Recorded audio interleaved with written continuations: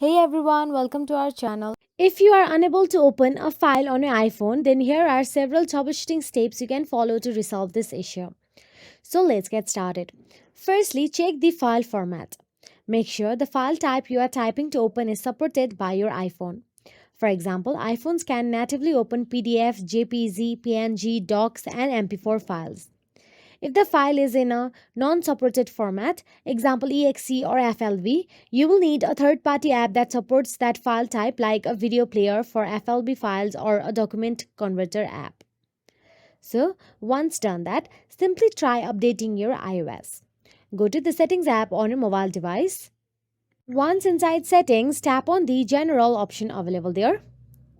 Once you're inside General, tap on the Software Update and install any available updates for your iPhone. Outdated software can sometimes cause file opening issues, so make sure to update to its latest version.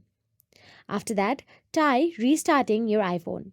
Restart your device by holding down the power button and swiping to turn off. After a few seconds, turn it back on. Restart can help resolve temporary issues with apps or files. If none of these work, then reach out to Apple support for device specific troubleshootings or the app support team if it's an app specific issues. So that is it. If you found this video helpful, please like, share and subscribe, and thank you so much for watching.